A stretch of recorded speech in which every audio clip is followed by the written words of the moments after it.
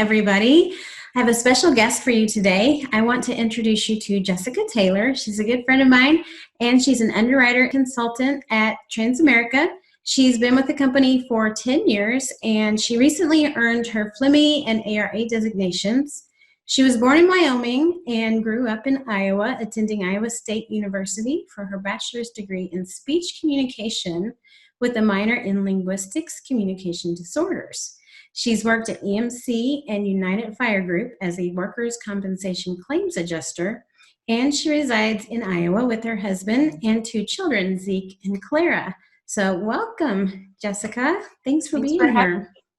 Thanks for having me. Perfect. I think the main thing I want to do today is just help our audience find out what is an underwriter and what does it take to become an underwriter, if this might be a career that they would like to have, and just a little bit more about the underwriting profession and your career path too. You have a pretty interesting unexpected career path, so I think that will be fantastic. So it starts in 7th grade. I wanted to be a judge so I could have a gavel and order in my court, right? So then people started saying, oh, well, you have to be a lawyer first, then an attorney. And it's like, that's not what I want to do. I just want to be a judge, order in my court. Yes. And not do all the research and whatnot. So my brother has a lot of health issues. And so going to all of his doctor's appointments, the audiologists were the most interesting ones. And so I asked one of his audiologists, hey, what classes would I need to take to become an audiologist? And I didn't get into my dream school, but I got into Iowa State, which worked out really well in the end because I met my husband there. Right.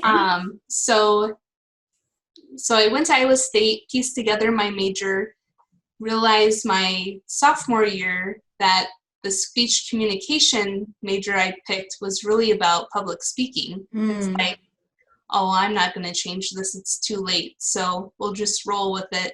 So I took as many communication disorder classes as I could to try and cobble together a degree good enough to go on to grad school. And so I didn't get into grad school right away, which was frustrating, but it made sense with the audiology industry at that time because they were just switching from a master's degree to a doctorate degree. And so they were taking all their first year students that right when I was graduating and putting them into the doctorate program. So I had this gap year and went to work at EMC because I had some connections. So they put me into workers' compensation, and it was fun because there's this legal side to it and decision making, and then also helping people and reading people's medical records, help them get back to work. And also we pay their medical bills with work comp. And so finally, so that in that year off, I was able to save a lot of money and then apply to more grad schools than I could afford the year before, and got into every school for the audiology doctorate program.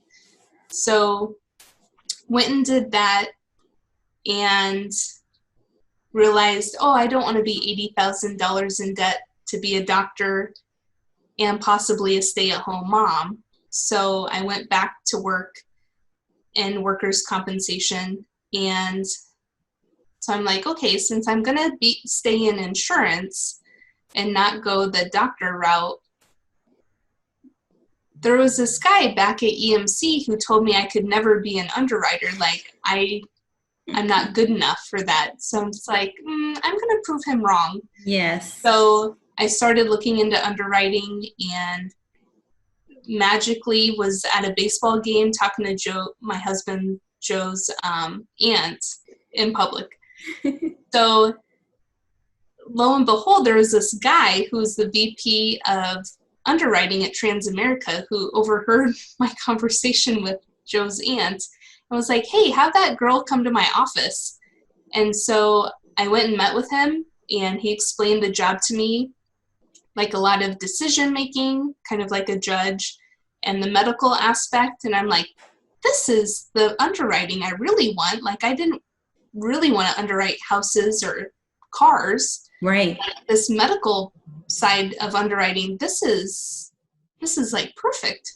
And so I think it took 7 months before I finally was able to do the interview and start the job. And I think I got a lot of promises from the VP. So you always have to be careful, I think, of what they tell you. But he was like, oh, you'll be like a doctor within 4 years and making X amount of money. And so I feel like with all the continued classes that they have, like I just took one last week on sleep apnea and how that affects your mortality. There's always learning opportunities with the medical field. And so to some degree, I had one supervisor one time say, we're not doctors, but we play doctors on TV because we have enough knowledge to like be a doctor without actually being a doctor. So it's been fun. And I did a job shadow with a lawyer in the past 3 years and was explaining the job to him, and like it really is like the perfect combination of being a doctor and being a judge and marrying the two, which were my dreams ultimately. So it's been fun to be doing it for the past 10 years. That's fantastic. That's fantastic. And I think, maybe you can delve into your background a little bit, because it sounds like maybe you did or didn't have a lot of guidance into what you wanted to do when you grew up and how to go about that. Can you talk a little bit about that? Sure. So I feel like as kids, we're always told, like, you can do whatever you want. And it's like, well, I want to be a teacher or a mom, or I want to do this. And just watching my own kids at ages 3 and 7, they want to do everything, and it changes constantly. So it's hard to like pinpoint one career path. And if I had known that underwriting existed and this would have been like the perfect fit for me, like it would have been so much easier to just go straight for it instead of taking this weird loop-de-loo roller coaster ride. But I feel like life really does give you all the experiences you need that hopefully you end up where you're supposed to be. And I feel like I'm thankfully where I am supposed to be. So yeah, it's not straightforward to get to the end goal, or there's something better out there for you that you don't even know about yet. absolutely.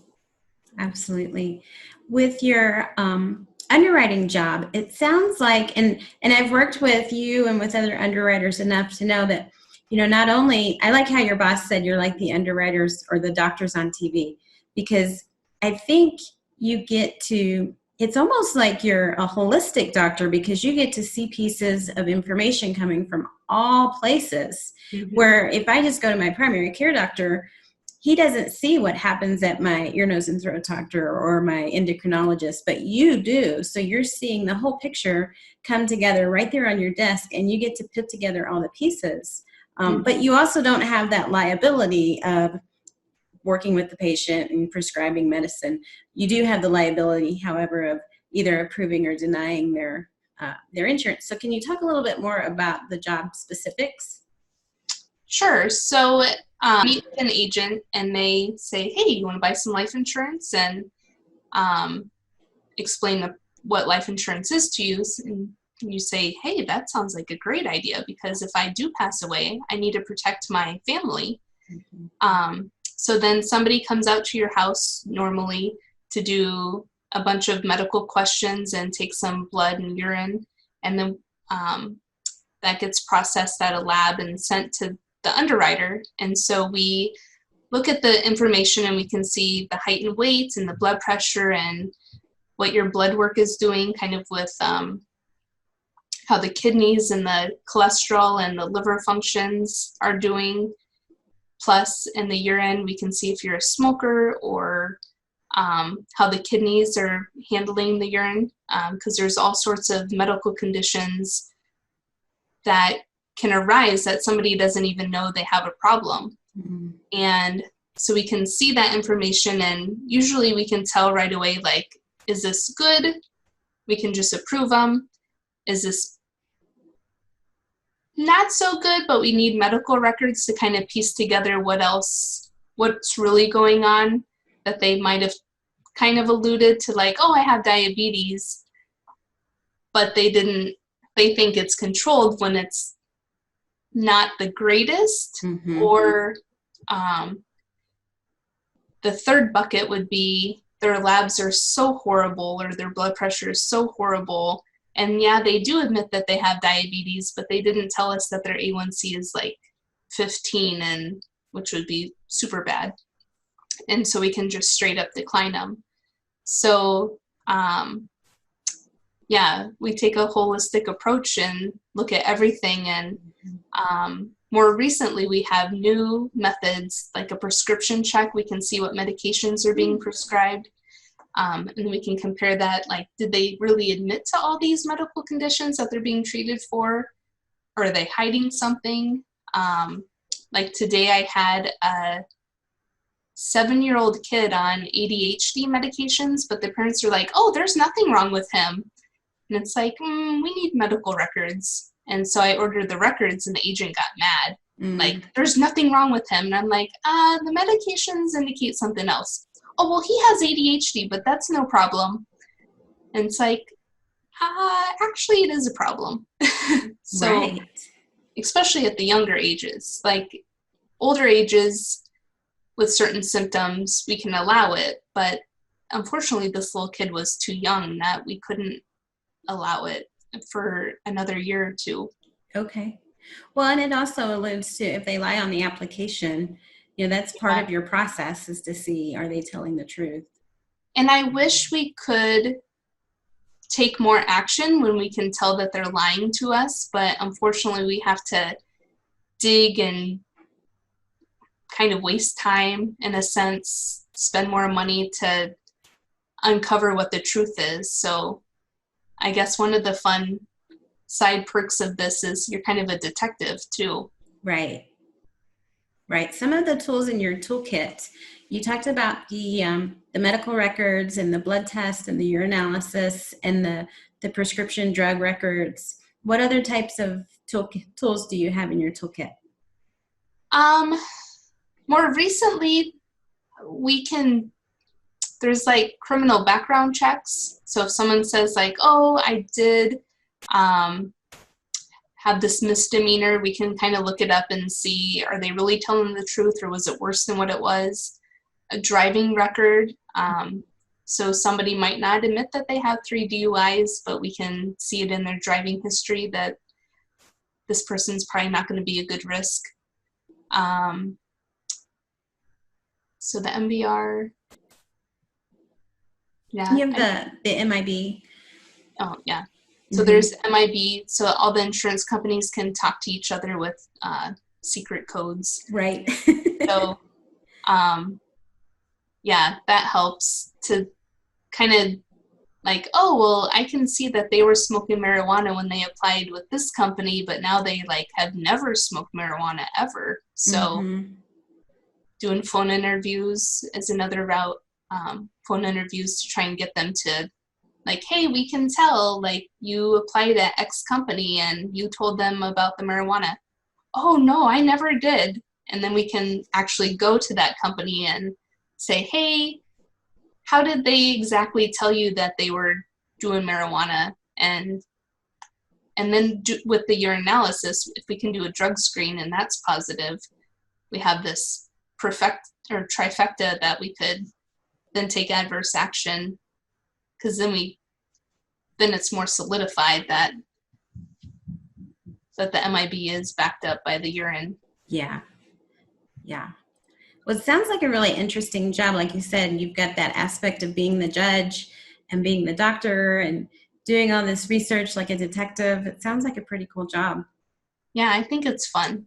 And I think it's fun to do job shadows with various people. So I've had people from the legal department or what they call new business. They're kind of like our helpers to facilitate information and communication with the agents. Or computer people have job shadowed with me. So it's fun. I think it's fun. Nice. So if one of the folks in our audience wants to get into this or learn more about it, is there a certain class they should take in school, or what would your recommendation be for them to find out more information? Sure. I feel like in the past 10 years, colleges are starting to have like an insurance major. So they could look into that. There's insurance companies all around us, or even like the State Farm agent down the street, where you can go do a job shadow with them and learn different aspects of insurance. Like there's so many different types of insurance, which is crazy, I think. Like there's property casualty with the houses and cars. There's long-term care insurance, so kind of like the coverage that grandma or great-grandma needs to live at the nursing home. Life insurance, health insurance. There's Medicare supplementation insurance that people need, or AFLAC. Right. So there's all kinds, and like all these companies kind of have small offices all around us to some degree, and so we can just reach out and see if you can do a job shadow somewhere. Even just getting your foot in the door into an insurance company, even if it's an entry-level position, they offer industry classes. So FLEMI and the ARA that I just got, and those are through an organization called LOMA. And then there's an underwriting group called the Academy of Life Underwriting that offers classes as well. I remember when I did work in workers' compensation, that's more considered property casualty, and they have their own umbrella of classes. That name of it escapes me right now, but like within these at least within the FLEMI, or on the property casualty side, it's called a CPCU. You take like a marketing class, a legal class, an accounting class. So you just see all the different aspects of the insurance company and how they all come together to work together. And then you can realize like, oh, I'd rather work in this other department, and maybe I need to take some different classes at night school to get an accounting degree or a marketing degree. Nice. Yeah, I remember, you and I have known each other probably close to 10 years. Probably right at 10 years. So I remember when we first met and you were taking lots of classes and always passing with great scores. But it was nice that the company was offering these classes and they were free. In fact, there were some financial incentives if you passed them, right?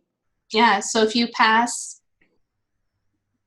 it feels like most companies, like once you pass a class, they'll give you a little bonus, and then once you get like a bigger designation, you get a bigger bonus. The beauty of the CPCU on the property casualty side is every company I worked at, or like other companies I heard about with the CPCU, they not only paid you a bonus, they gave you and a friend, a paid vacation to go to the conference to receive your award.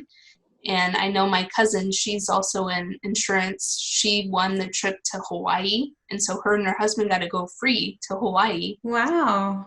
And it's like, man, I have not heard of a life insurance company doing the same sort of thing for either the FALU, which is another designation, or the FLEMI, which would be awesome to get to go on a trip like that. Right, exactly. Ooh, all expenses paid. Wouldn't that be nice? I know. So let's talk a little bit about money. So you don't have to tell us what you make, but just for those that are watching that are maybe thinking, oh, this might be interesting, and maybe I don't even need a college degree for this. So is it going to give me enough money to make a living and, have a house and a family and pay my bills? Yeah, so straight out of college, going to EMC, I made it what I thought was a great salary for being straight out of college. And then I took that year off and I went back to insurance a year later and was making 9,000 more than when I first started. So that was awesome. And then I did take a pay cut to come to Transamerica, but it was well worth it. So I'd say that money's not everything. Like, if you just budget well and try and stay out of debt, and I think your mental health is important too. Like, you could be making six figures and stressed out of your mind, or take a job at half that salary and be the happiest person in the world. So it was well worth it to take the pay cut to go to Transamerica. And like, I think you have to be careful what people promise you in high up positions. Because I was promised one thing and that it took 10 years to get there, but it's been worth it. And my husband was a teacher and quit his job and started a business. So to some degree, I'm kind of the primary breadwinner, but I'm also the one that has the stability with my job because I have the health insurance and the 401k and kind of what I think as the landmarks of stability so that he can do the self-employed bit, because I don't know, I just like the corporate world because it feels more safe to me. I'm not a salesperson, so I couldn't go out and be an agent or self-employed, so, or any of like the marketing level things, like selling candles or Pampered Chef or anything. Like, I'm not a seller. Like, just put me in one position and I can stay there and crank out a lot of work. Yeah. Fantastic. Yeah, I think insurance is a good income and affords a nice life.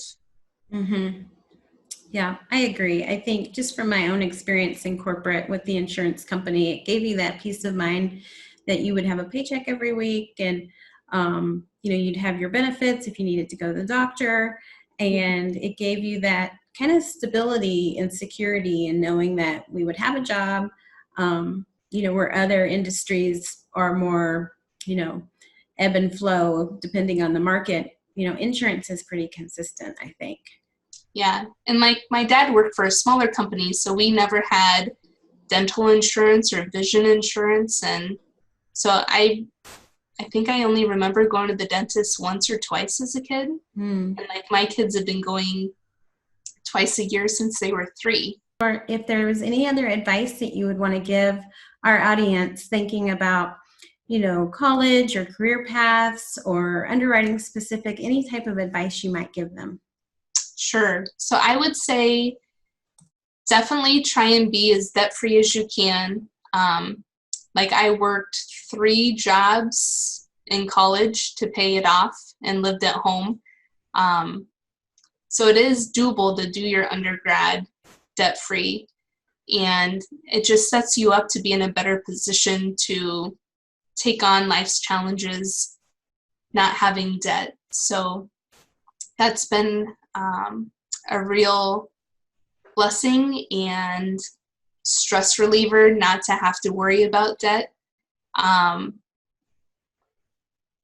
You always think you can be in control of it, and hopefully you can, but I think a majority of people are in debt and regret it once they realize, like, oh, how am I going to pay this all back?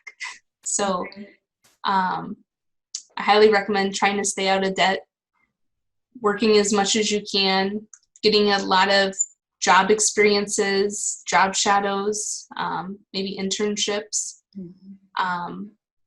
I tried to get as many scholarships as I could, but I felt like that was hard. But I know newer books have come out that kind of direct you where to apply for scholarships. So I can't remember who it is that has a book, but it's one of Dave Ramsey's personalities. He really helps young people try to avoid debt and where to look for scholarships. Yeah, that's the main thing. Good, good. Yeah, and just a plug for the Dave Ramsey stuff. So I'll brag on you for a minute, Jessica.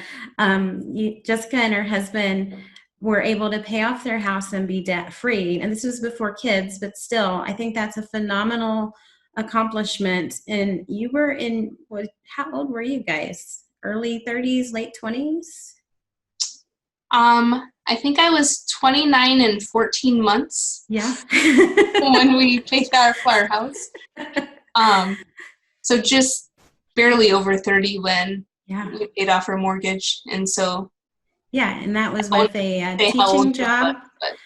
Joe was teaching at a public school and you were an underwriter. So I think it just goes to show that, you guys have tremendous discipline and vision for your future, and you were well positioned then for your family to come about with your, like you were saying earlier, you can't really plan for these things. So, to just be to be diligent and disciplined as you go from even, leaving high school, going into college and thinking about debt and thinking about how to be debt free and choosing your classes wisely, because I can tell from this discussion that you were thinking about, okay, which classes can I take to do this, or what can I do with this?